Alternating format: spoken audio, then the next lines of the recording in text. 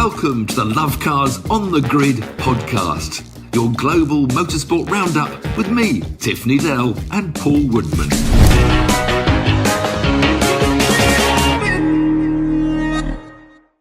Welcome to Lovecars on the Grid, your global motorsport podcast roundup. We look back at a riveting weekend of motorsport. Who wrote that? You? Imola, where Red Bull continue to look ever less dominant, which is, wow, it's music to my ears and eyes. And a circuit that was almost as hard to overtake as Monaco will be next week. Indianapolis, it wasn't just about the racing. There was huge amounts of drama there. We look forward to following that. Superformula in Japan, Supercars in Australia. The big fight on the weekend. And we're not talking about Tyson Fury. We're talking about NASCAR. But before that, we're going to look at Superbikes at Donington. But I've got a little bit of news, but I've got a question before the news. The question is, have you booked your ticket for Wembley this weekend? And people are thinking, what on earth are we talking about? Explain. I'll tell you what, if someone today offered me a private jet to Nice, a helicopter transfer to Monaco, and a boat transfer to a super yacht where I'd sit and watch the Formula One crash helmets go by the barrier drinking champagne, I would say, sorry, mate, I'm going to Wembley to support the mighty Saints. I'm driving to London, parking outside my mother-in-law's, getting an underground train with the fans. I would not swap those two things, even if you. What's the ticket these days? That's about 100 quid for down front towards the middle line. 100 quid a seat for the. I don't know what the cheapest ones are. I think about 60 quid's the cheapest. So. Wow! All three of the boys going with you? Yeah, we're all the mighty Saints. The might. What? Brilliant. What? So for those of you who don't know anything about football, I've got to tell you, when you get promoted from one division to another, it's the most incredible way to get promoted, but it's also the most horrendous thing. I went there with Bristol City maybe 20 years ago. They played Hull, I think it was, and Dean Windass scored. Anyway, the jubilation and the sheer desperation when you don't win. So good luck to Southampton on the weekend. In the news, so I'm going to kick off with a name that many people might not have known about until this weekend, was Harry Benjamin, who was the who stood in for Crofty. He's first on my list as well. So there we go. There you go. Well, I don't know about you. I thought he did a sterling job. Well, I think the testament was, you would never, ever know that he's never done a Formula One Grand Prix before to such a massive audience, because it just seemed so normal. He was a little bit shouty at the beginning and calmed down a little bit. Yeah, but I didn't turn the volume down. I kept my volume at the same volume as I watch all my television. Whereas normally Formula One, as the lights change, down goes the volume. I thought he did brilliantly. And but also his debut moment, and he didn't get flustered. Well, there was a sound problem because you couldn't hear the co-commentator. Kurun Chanduk, your mate. Chanduk, Karun. You couldn't hear Karun. Karun was having a problem. His sound wasn't working because he handed over to Karun, and then there was nothing, and then he took it off. So he had an awful nerve-wracking, he must have been. However, there is a massive black mark against Harry. The get-go. Go on. The get-go. You don't say the get-go. It's not English. You don't get-go a race, do you? So why do you say from the get-go? I mean, the whole thing about most American words, they just shorten English words. I understand they want to shorten things, fair enough. But the get-go takes longer than start. So Harry, I've already tweeted twice, Harry. I won't give you a third warning, but they did a great job. Very informative. Not too shouty and not massive stats thrown at it. And of course, it was a brilliant, boring race he had to work on. So he did have to work hard for that race, yeah. So yeah, well done, Harry. We're all thumbs up for Harry, and also thumbs up for Crofty. He's going to get married. He's taking some time off.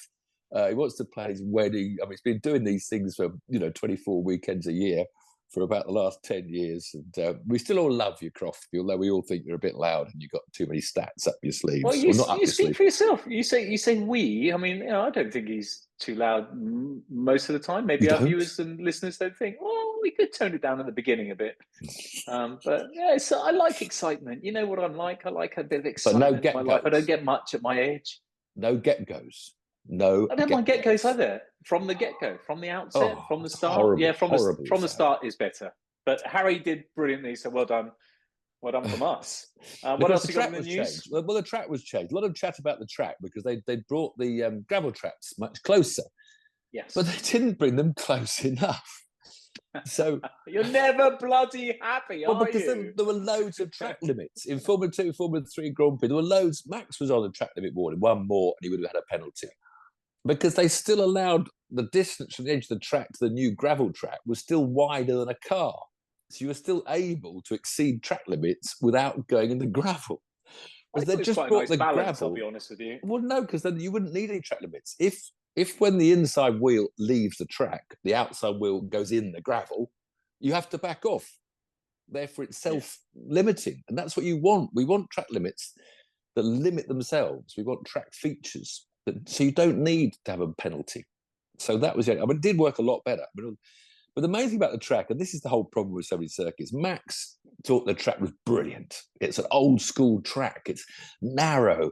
It's sort of confined. There's the gravel there. And so he was fantastic. He wished all 24 circuits were like this.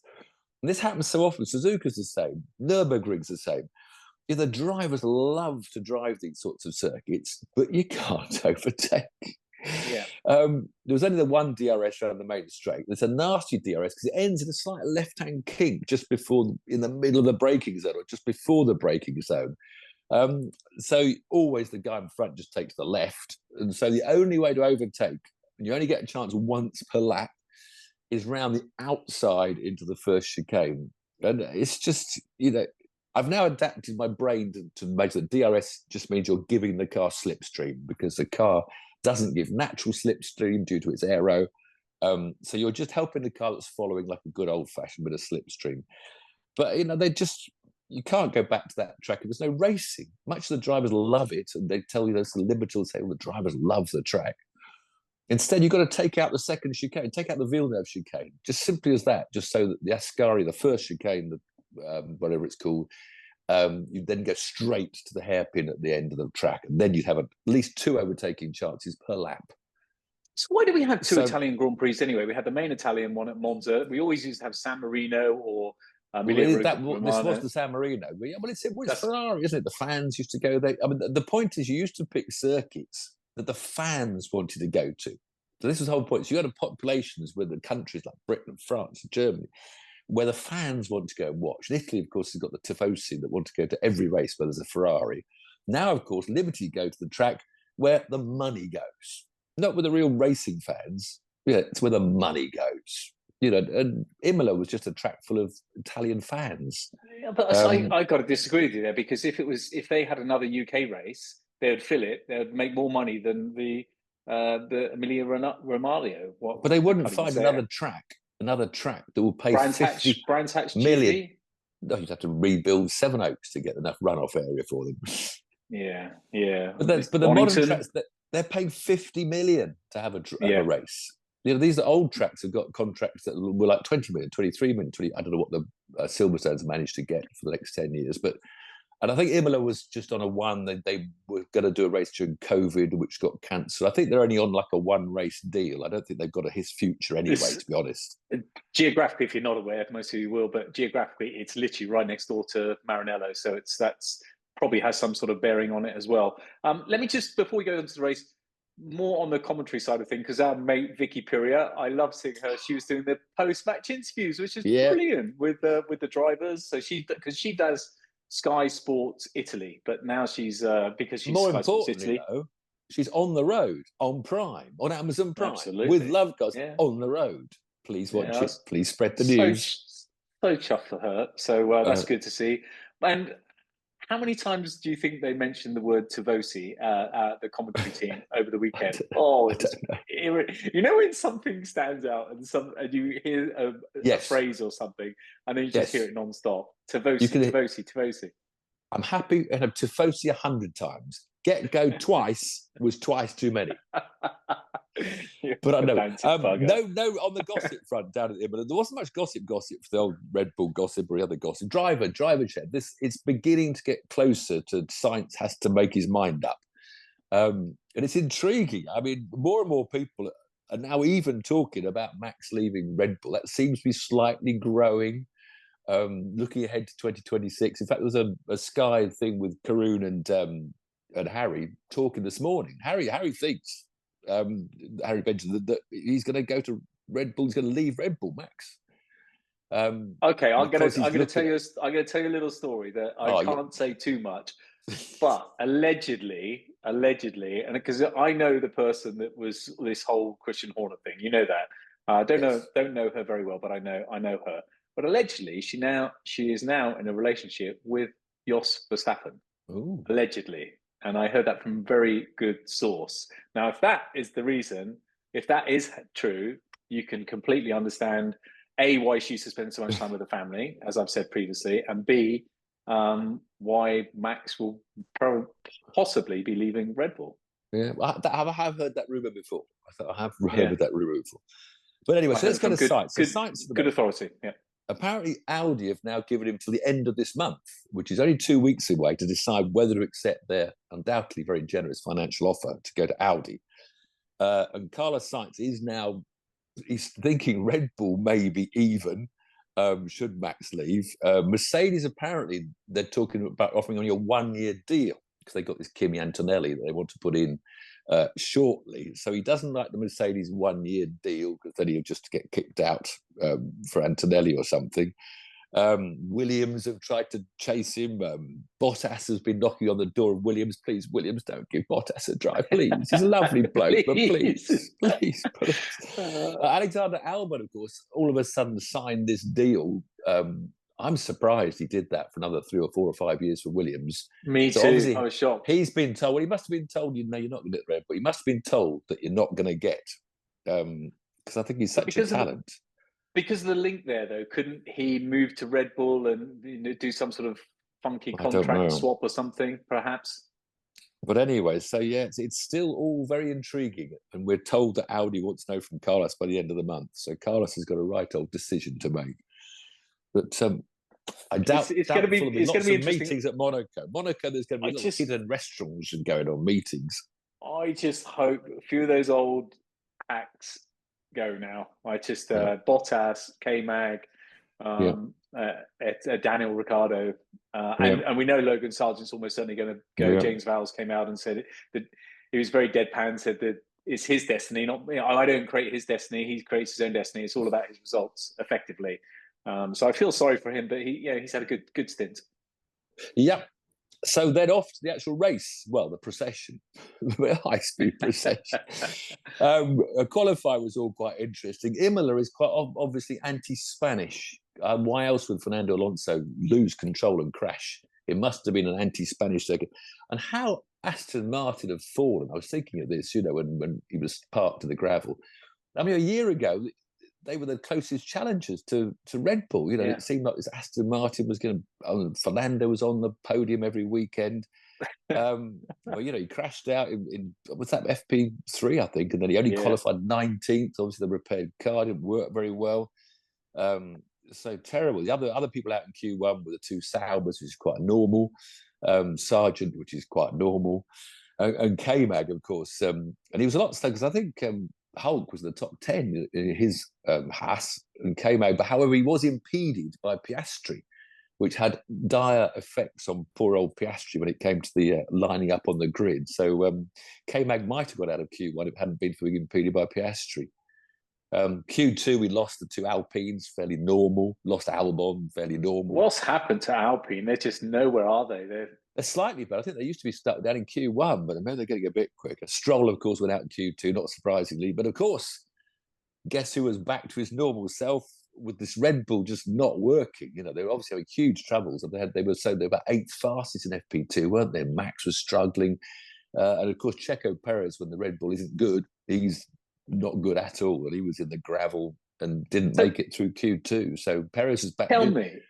Is Max just incredible, one of the best ever, or is Checo how good is he? Where would you put Checo? Is he like a Bottas type driver? Bottas level. It's not a far brand.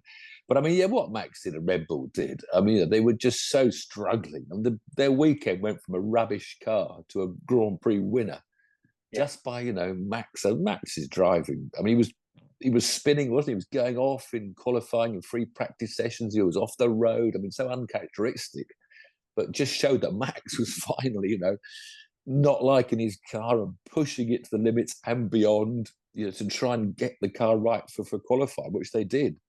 There was talk about a bit of a slipstream from Hulkenberg, but I'm not sure whether that got him pole or not. So there he was on pole. But I think the saddest story was Piastri was second in qualifying, and then had his 3-place demotion because of impeding K-Mag. And I think Piastri could have won that Grand Prix because he was ahead of Lando at qualifying. Then of course, third and fourth, the Ferraris in their usual positions nowadays. Then the Mercedes, with George ahead as is normal nowadays. Although Yuki split them as well. Yuki got between George and Lewis, didn't he? So yeah, it was a shame that Oscar had that penalty, I think. But it's a bit of a bold statement to say he would have won, because Lando could have. I think he could have. Yeah. Did I say would have? Could have. What did Max say? If my auntie had or my uncle had. Yeah. No, actually, I said would have. I hate the could word. Therefore, I'm going to stick to would have. There you go.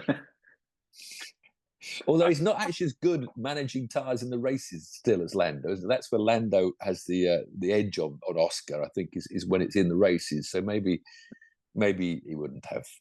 But it's just a shame we never had the chance to find out and just put the second fastest car, behind the Ferraris. His time will come. He's a cool young character. Then the race, future. I've written down the race. The only change in the whole flipping race was that Piastri eventually got by Sainz. Lewis got ahead of George because they told George to pit for some new tyres and get fastest lap, which George didn't seem too happy with, nor would I. Perez got up to 8th from 11th. Lance Stroll actually had a good race. He got up to 9th. He overtook a few people towards the end, and Yuki was a pretty disappointed 10th. Perez and Charles, they both had moments, both moments on the grass. Yeah, it was obviously tough. They're obviously all pushing. I actually thought in the radio communications on the slowing down lap, which always, yeah, there we go, another win. Yeah, it was lovely. It was easy. Max was actually exhausted. You can tell from his voice. He'd really pushed and pushed to stay ahead of Lando. Lando's voice was almost the same. It was actually the last 10 laps when he was catching were, to me, really dramatic. You could tell the two drivers were on the limit. The Red Bull was better on the medium tyres, and the McLaren was better on the hard tyres, and that was really the story of the race. And it was tense towards the end. Good Grand Prix. I like that towards the end. I thought Lando was going to get in within DRS. He's missed it by a few tenths or thousands. He had a couple of moments, wasn't he? He was just chipping on the gravel pit coming out of the Tamburello chicane a couple of times. He was right on the limit. So it was good to watch those two superstars, really push the limit. But in general, fabulous atmosphere, wonderful scenic hillsides, gorgeous Italy, wonderful. But if you can't overtake, it's not really a racing circuit. And the same in Formula 2 and Formula 3. But I just want to say on the race, just before we move to Formula 2. Well, there's a really lovely moment in that where K-Mag was chasing, I think, Yuki. No, it wasn't Yuki. It was, who was he chasing? Zhao. They right. Concentrate. The most exciting thing the cameras could find was Magnussen chasing Zhao. But I loved it because then they were getting lapped, and because you know what it's like when you're chasing someone, you just want to stay on their tail, and he compromised what he was doing with Zhao and moved right out the way so that Lando and Max could. He lost a lot of time, didn't he? He did, but I thought that was big respect there. But still should go next year. He doesn't want any points. He doesn't want any more points on his license, does he? So he's got to be good, boy. Paul, we all love you, by the way, K-Man. We say you need to leave Formula. You've had your go in Formula 1. We still love you. We still love the entertainment you bring, but just got to give some other people a go. Formula 2 cars. Formula 2. They were terrible. I mean, they've come up with this new design, which I don't like the look of that rear wing. We were told when we read all the things, new rear wing. They've had, 4 years of the old cars, 5 years, and finally come up with a new car. And I think it's an ugly rear wing, but we were told it was going to increase the DRS effectiveness. And yet there was hardly any effectiveness at all. The F2 cars really couldn't use DRS to overtake on the one. But in fairness, it was it was the same with Formula One. So I don't know whether it's a true reflection of the cars.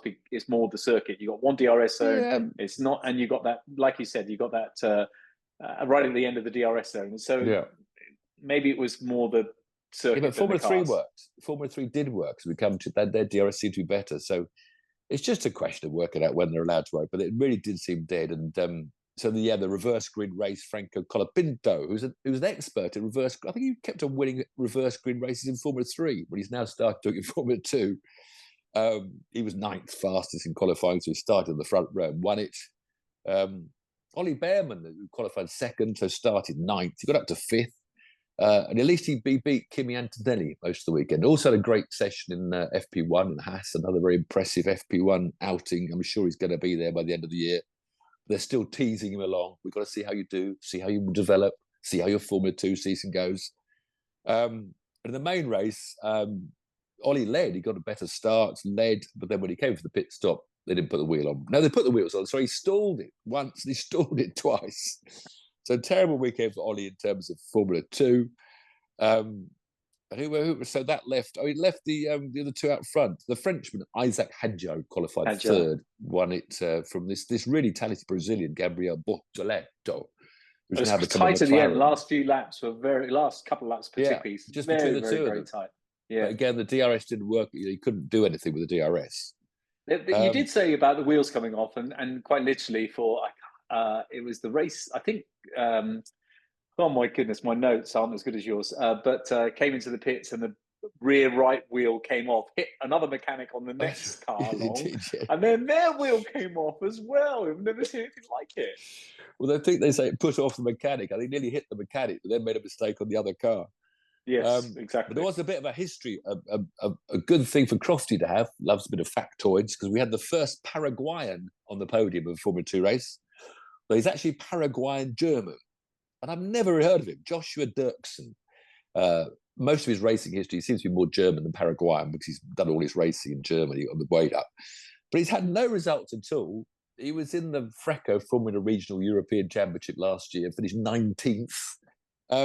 He's only had 2 race wins, I think, in about the last year or last 10 years. But there he was on the podium. So fantastic result. It was great. And his emotion was just amazing. It was so good to see. There's a few South Americans. The sprint race lad, Franco, he's from Argentina as well. Colapinto's Argentina, yeah. His dad was racing Monaco. He owns a Formula 1 Ferrari. It's obviously a racing family. Yeah. Really pretty dull Formula 2. Formula 3. Formula 3, the DRS seemed to work. The sprint race, this is the problem with gravel traps. This is the other side of gravel traps, because, of course, you go in one, you can't drive out of them, like off grass or concrete. Therefore, you have to have a safety car to get a crane to tow you out. So the 18 laps, they only had 3 with DRS, because you've got to do a full lap of racing. They've now, it used to be 2 laps or 3 laps, didn't it? But now it's 1 lap of racing before they allowed DRS. But they only managed to do, it was 2 laps, another gravel trap, 2 laps, another gravel trap.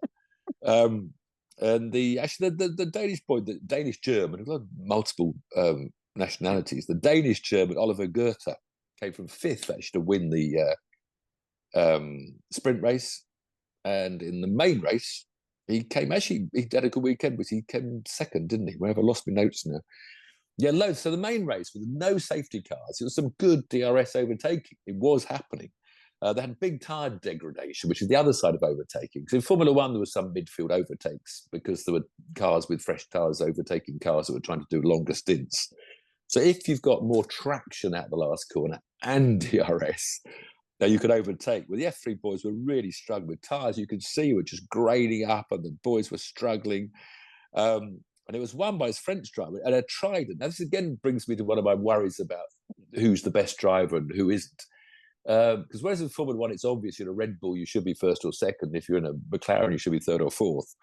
But of course, in Formula 3, they've all got the same cars. So to the outsider, you're thinking, well, but the front 3 on the grid were all with the Trident team. So in the past, we were talking about Prema, you're a Prema 1, 2, 3s were becoming normal.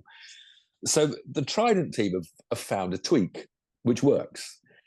And the tweak seems to be more important than the driver, because the tweak put the 3 Trident drivers, 1, 2, 3 on the grid. And they ended up with a Trident driver winning.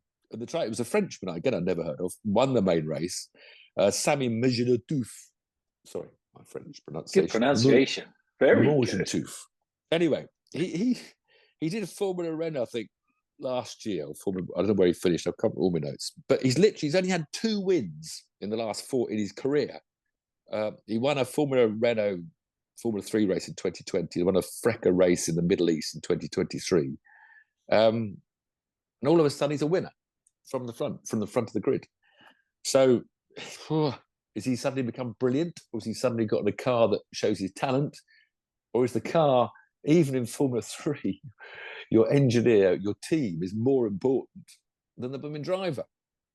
That's worrying me. I think it's probably a combination of all of it. I'll tell you one thing I did notice from all the races. Imola is a boring circuit, but one thing I did notice, all the drivers had to work hard. For once in all the formulas, even Formula 1, it was Oppo. There was lots of movement on the steering wheel, which we don't see very often anymore. So, when their tyres were going at the end, Lando and Max, they were really wrestling hard with the cars. Yeah. That chicane.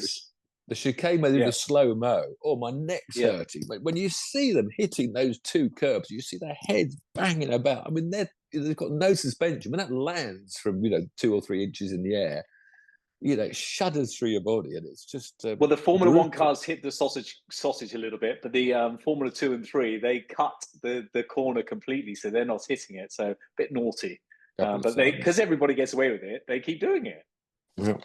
So well done, Trident. Well done, Trident. I should say pretty well done, Sami Mejanotouf as well. Actually, there's a sad story because Luca Fornaroli, who was another Trident man, it's on the front of the grid.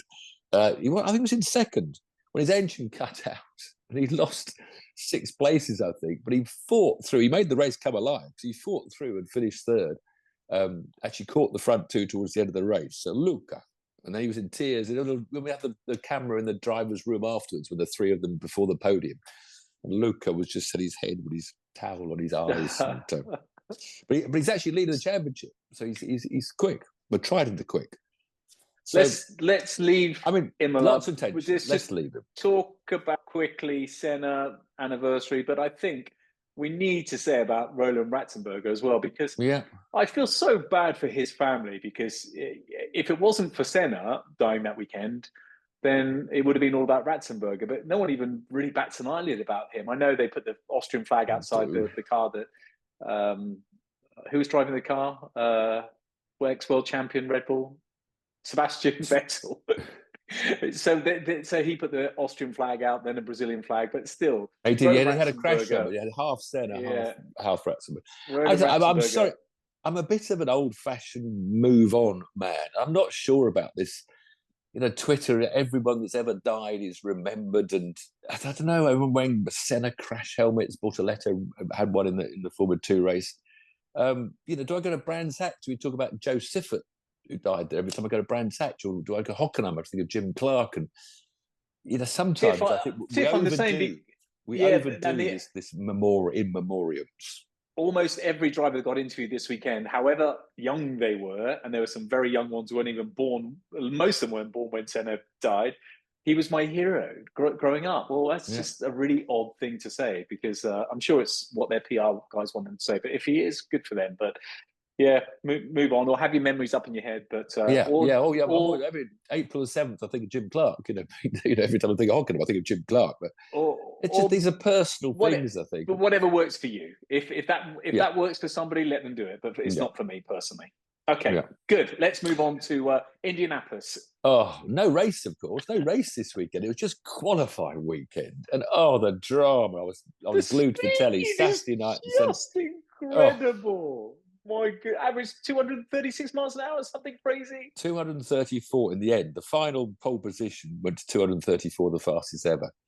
And it's this weekend where they do 4 laps, you queue up, you have a draw a lot when you go out, so you might get the sun out, might affect your handling, and the shade might go quicker.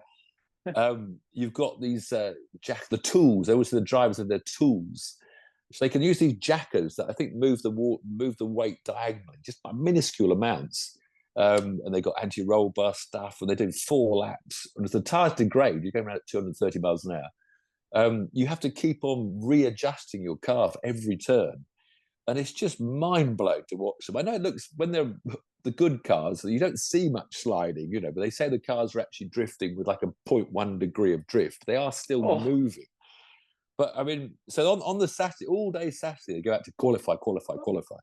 And the 12 fastest go straight through to the Sunday Super 12.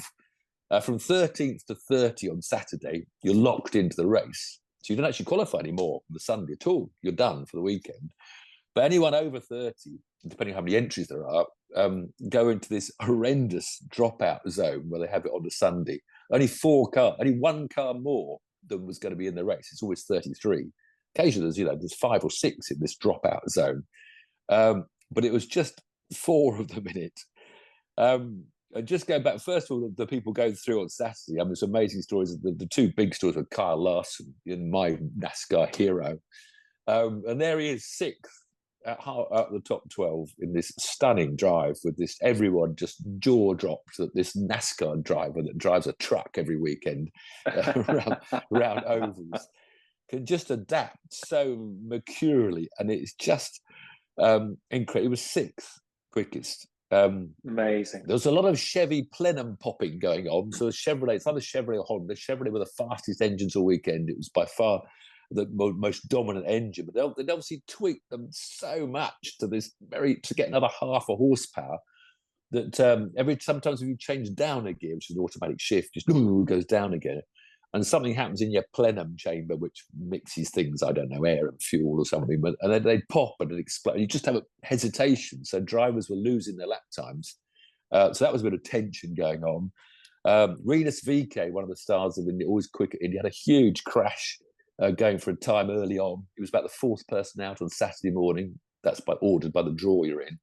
But they rebuilt the car all day, right at the end of the day, just as the gun was about to go, because they have these 2 lanes lined up.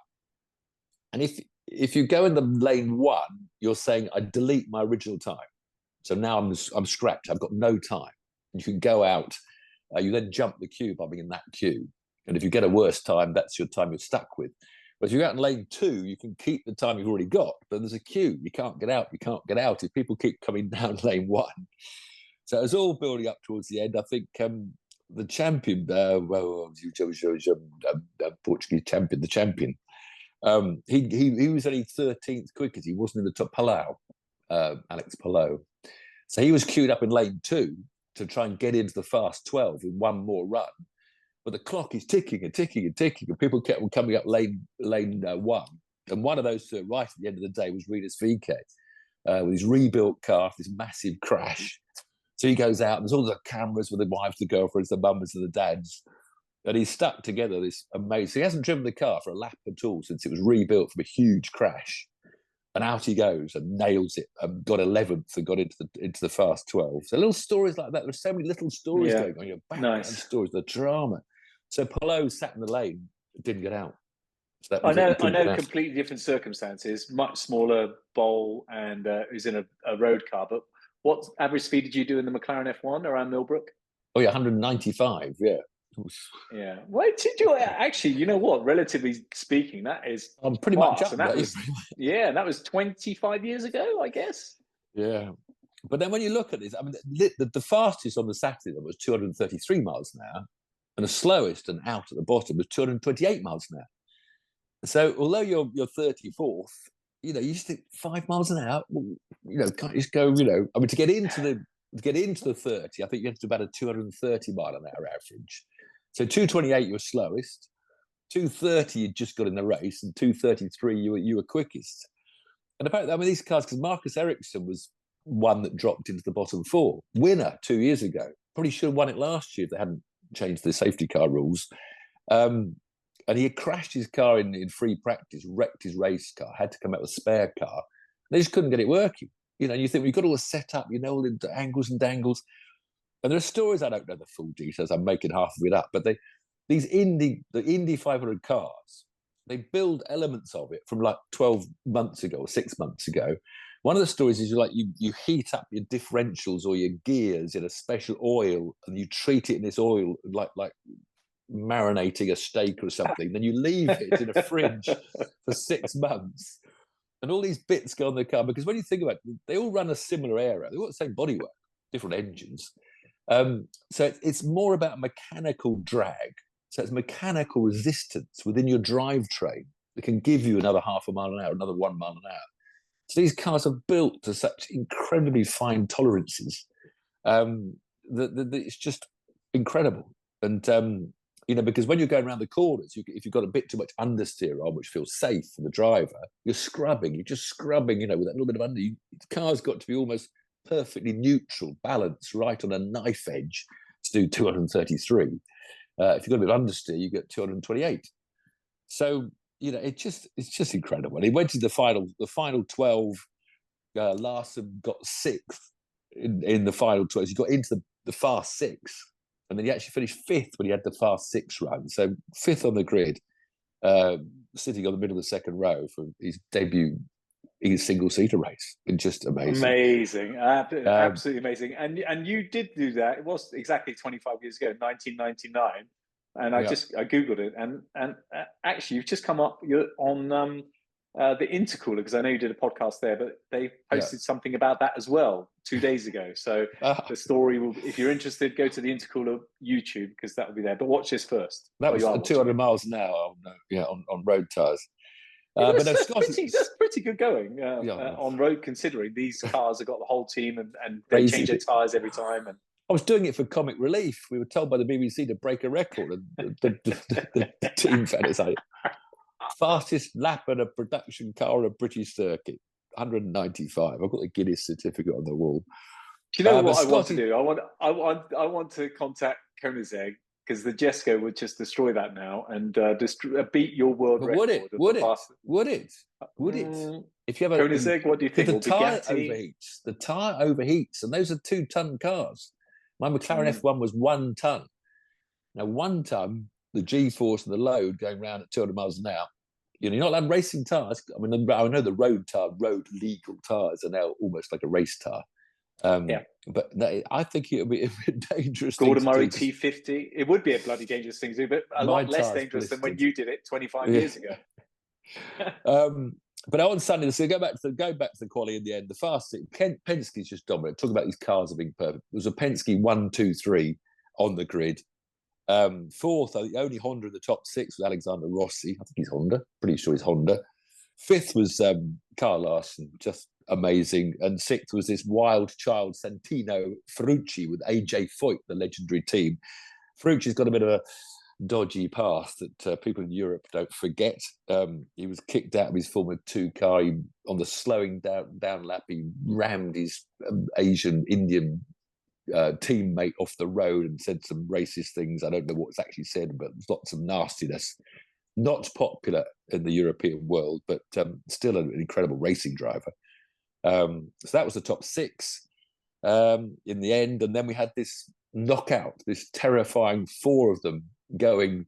And you go in reverse order, so you can't jump the queue. So they all have 1 run.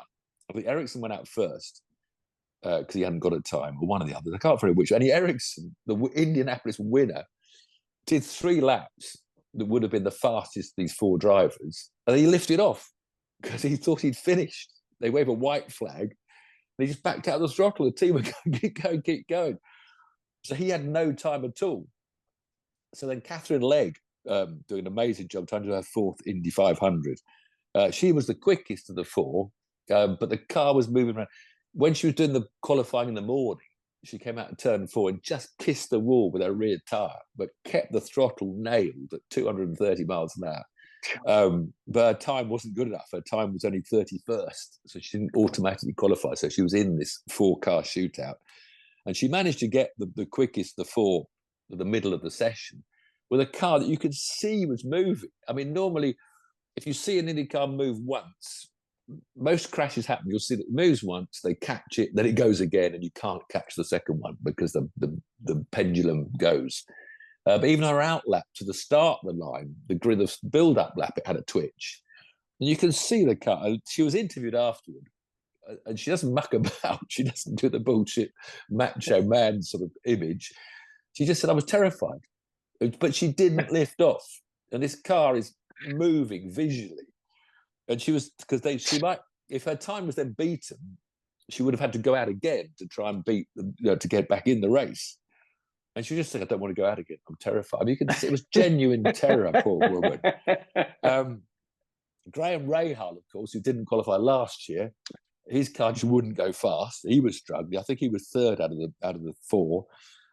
Ericsson went back out again, but he waited and waited until 3 seconds before the gun goes.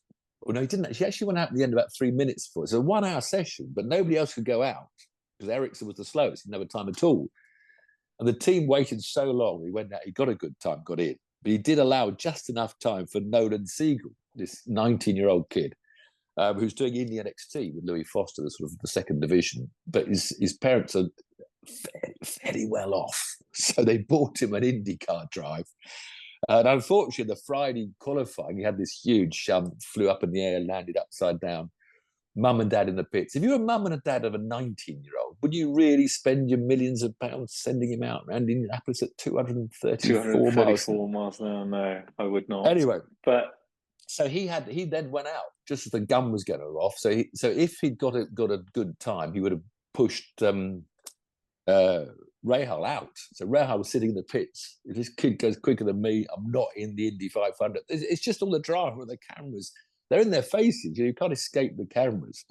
And the commentary was brilliant. I forget which one of the former IndyCar driver was saying, well, look, you're not in the Indy 500. Nobody can follow you. You're the last person to have a chance to qualify. So he says, whatever the car's doing, you've just got to stay full throttle because you're not going to get in this race. But if you crash or spin, you're not going to get in the race. But if you don't stay full throttle, whatever the car's doing, you're not going to get in the race. And so, bless him, he stayed full throttle and he shunted big time to the last thing of the day, belting the wall, destroying another daddy's car, but daddy could afford another one. But was he okay? Yeah. I mean, they're so. If I watch a crash now, I never really think, gosh, he's going to get injured, but because these cars are so strong, the safer barrier they invented is incredible. The more we bring that to European tracks and runoff areas, the better, because these cars, they just safer barrier takes that G-force out of your neck and your body, that initial impact, which used to be concrete, solid concrete. And of course, the cars are these, carbon fiber survivor cells. They got their version of the Halo windscreen. The only trouble is in the crash on Friday, he couldn't get himself out, which it was a bit creepy. You're upside down in the middle of it. I know no other cars were coming, but so he's a brave kid. He's a brave kid, and he will be in IndyCar next year because they can afford to buy him a ride. And he's quick. He's no doubt he's quick. He's leading the championship. He's leading the NXT championship. But to be that brave at 19, to know that you've just got to keep that throttle. At 19 you're fearless, Tiff. You're completely and utterly fearless. Joe got cut out of a car this weekend, a road car. Our mate Joe from Exeter, he got cut out. He said it was the scariest thing ever. Put those big claws on. He's okay, but what car was he? Did he crash on his own or what? I'll tell you off air. Off air. So I missed half the stories that I was watching as well because there's just so much drama. Callum Ilot's out there. I forgot. I think he qualified about 14th, so he couldn't go to the fast 12. It's almost as exciting as the actual race, isn't it? Because I don't know why that is just so exciting to watch. The speeds are just crazy. It's the drama. You said last week about World Rally against the clock, but that works against the clock. Yeah, but it's the theatre. I think it's because you've seen the faces. They can't go back to the garages either, so they've got this heat problem. They do a 4-lap run at 230 miles an hour. Everything's so hot. Because they minimise the airflow through the radiators to reduce drag and et cetera. So they have to just sit in the pit lane. They're not allowed out anywhere else.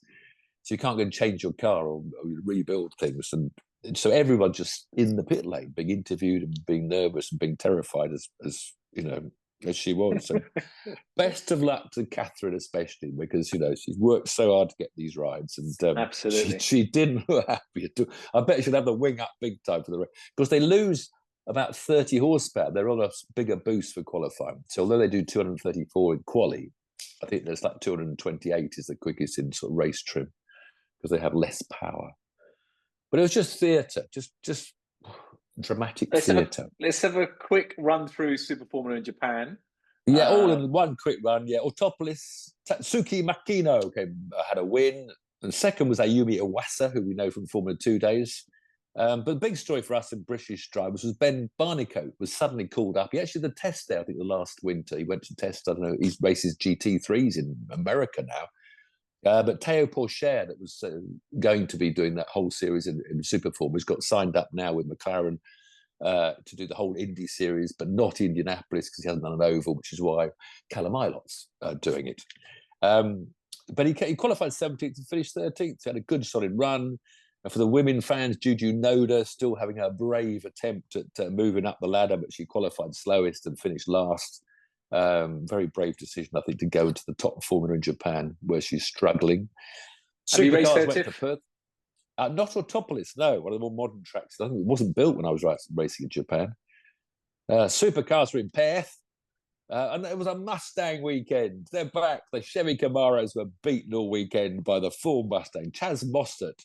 In fact, he should have won both of them. The second race, he was had a pit infringement. I think it was an early release or something. So he got a 5-second penalty, which when Cam Waters led a Ford 1-2 in the second race. So the balance of power is apparently over. They're all happy. They're racing. Doubtless spectacular, but I didn't watch any of it. NASCAR was spectacular as always, but it was different. It wasn't a championship round this weekend. It was their $1 million winner takes all all-star event. They have it every year. It's been at different tracks at different times. It was now at this 5/8 mile North Wilkesboro track. And people can qualify. There's qualifying heats and fan votes that get you. It's a bit of a fun weekend event. Kyle Larson, who just qualified 5th for the IndyCar grid and got in his private jet. They qualified 5th in the end. He was 6th in. Sorry. Yeah, he moved up from 6th to 5th, I think, in the final run. So he was 6th in the fast 12 to get in. Did he keep his number 5? Did he keep his number 5 for Indy as well, or not? There's a funny. I don't know. I must be linked somehow with Kyle Larson in my life. I don't know. It was one of these weird links because number 5 is NASCAR number, is my lucky number. And Jim Clark won the world championship in number 5, and the flat that we lived in Weybridge was flat 5. So 5 has been part of my life, and 5 is his IndyCar number. And my dad was born on the 5th. Yeah. My first ever race in my Lotus 69S, my first Formula Ford race, I was in car 17. And when I took my son Harry karting, and you have to get a number for your first ever race, one of the few numbers available was number 17. So Harry's kart race was 17. And what do you think Larson's IndyCar number is? 17. So I'm linked with him, intrinsically linked. Anyway, but he had to start at the back. He didn't do any qualifying at all. And the track, they knew the track had been resurfaced. It was banked, so it was a different track. Unfortunately, very hard to overtake. A very processional track. They can go side by side. One of those ones where, because you're in the high line, the classic, you dive up the inside, you get half a car length ahead, but then the guy leaves the corner going faster than you, so goes back half a length in front. And you spend 20 laps side by side trying to overtake, but can't. But Larson came through from 20th on the grid. He got up to 3rd towards the end of the race, but he changed tyres quickly. Had a bit of he wore his tyres out and finished 4th in the end. But Joey Logano pretty much dominated it from the front. He was on pole, led most of the laps, if not all of them. Denny Hamlin was really quick. They've been testing, of course, on the week before, and then had some heat races. So it wasn't a very exciting race, but there was this wonderful bit of controversy, pure NASCAR style, because on the second lap of the 200-lap race, Kyle Busch was slightly upset when Ricky Stenhouse Jr. Went 3 wide below him in just the second lap. So it rather pushed. There wasn't actually a touch. He didn't hit Kyle, but Kyle then got right up at the edge and did tap the ball himself.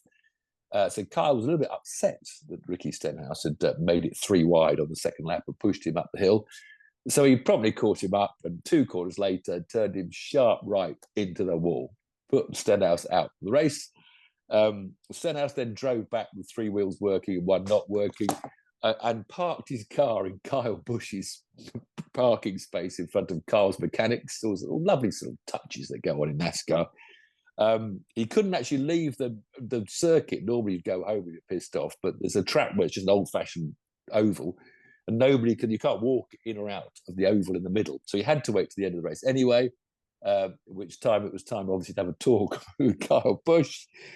And after a brief chat about things they both loved and didn't love, Ricky put a right hook right on Kyle's jaw, and a bit of toing and froing and fighting between team members. And meanwhile, it was lovely split screen at the end, because the interviewer was interviewing the winner, Joey Logano. How was your race, Joey? And we had this split screen of this conversation and the fight going on. So one half of the telly was a podium presentation, and the other half was a fight. It does remind me of good Will old Ferrell boys in Talladega Nights. It does remind me very much of that. Yeah, I must watch. I watched Talladega Nights about 3 times. I can watch it 4 or 5 times, I think. Yeah. So yeah, it was drama and a fight, not the fight we expected at the weekend down in Saudi or wherever it was, where the referee interrupted, almost saved the boy, didn't he? I don't know what happened to the box. I don't understand boxing, so we give him a standard 8 count. Yeah.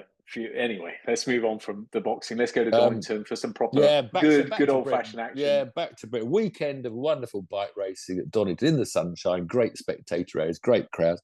The first 2 races were a bit, didn't catch fire. It was a win for Kyle Ryder in his Yamaha. The second race by Glenn Irwin in his Ducati. But the final race, which I watched the whole of, was just an epic. It ended up with 4 riders on 4 different manufacturers' bikes, Kawasaki, Honda, Yamaha, and Ducati, just at it, just overtaking, diving under. The cutback in bikes is so effective because these long braking zones. So if you dive down the inside, the guy you're overtaking knows that you're going to run a bit wide, and so you cut back at the apex. And you cut up inside, you're sort of rubbing elbows with the other guy. It was just an epic race. Jason O'Halloran was the one that won it for Kawasaki ahead of Tommy Bridewell, the reigning champion, who's moved from Ducati to Honda. Danny Kent was 3rd for Yamaha, Glenn Irwin 4th for Ducati. But entertainment. So we always look for. This is what we talk about on our website, on our podcast. So the best entertainment for me was the Indy qualifying. Second best entertainment was probably that motorbike race, that superbike race. Good stuff. 30 days to Le Mans, which is going to be around the corner in no time at all. Monaco next week. F2 and F3. Yeah. For those of you that are watching, you might have noticed, you can barely see it, Tiff, but you've got a bandage on your nose because you had something removed. So but I think it's good to tell people, because it was a BCC. Yeah, BCC. Don't go out in the sun. See, there you go. No, go in the sun. It's fine. Yeah, but it's just keep an eye. I mean, our mate Tom Exton, he put something on his social media. He's only a young lad. He had one as well, identical place on his nose. He just had that taken off. So you never know. But keep an eye out for these sort of things. I won't be in Monaco because I'll be I'm hoping I can get back from Wembley in time for the Indy 500. Obviously, there'll be more overtaking on lap 1 than the whole of the weekend in Monaco. There'll be more overtaking MotoGP in Barcelona. That'll obviously be a wonderful race. NASCAR boys go the 1.5 mile Charlotte track, which is always a good race. The British Rally Championship, Scotland, the Jim Clark Rally. If you're up in Scotland, wherever it is, try and go out and watch the British Rally Championship. British Touring Cars, Snetterton. That's where you go. British GT, Donington. There's just so much at home. Donington. It's always, we seem to have these big British GT and BTCC clash a lot at the same weekends. I think those two should get together because there's big gaps. They don't have that many rounds every week, but they seem to clash. They clashed last time out. And I said I wouldn't mention it again, but I'll just mention it. If you want to watch Formula E, it's at Shanghai, apparently. But I'm not going to discuss it. But so a huge weekend of motorsport. Monaco, Indianapolis, Barcelona, Donington. Predictions for Monaco? I don't know. You see, Leclerc. You got to be a brave man to bet against Max. You got to be a brave man to bet against Max. It's all about. But it's getting closer, which is good. The Red Bulls going well. This is the trouble that we get these regulations, but everyone eventually catches up. So that's why Red Bull, they've all copied Red Bull, and they found out the tweaks. So you actually get better racing. Then, of course, in 2 years' time, we've got these new regulations. Yeah, it's almost better to just keep the same regulations for longer. I don't know why they don't. It's all about qualifying Monaco, obviously. If Leclerc, the Monaco magician, can pull something out of the hat, if Red Bull are still struggling a bit and they haven't quite got it, Oscar Piastri, maybe he might come out with something amazing. So it's just all about the qualifying. I haven't looked at the weather Perez. forecast. I'm going to say Perez. Perez, are you? Out of the blue, where'd that one come from? Thanks for joining on that note. We'll see you next week. Cheers. Cheers.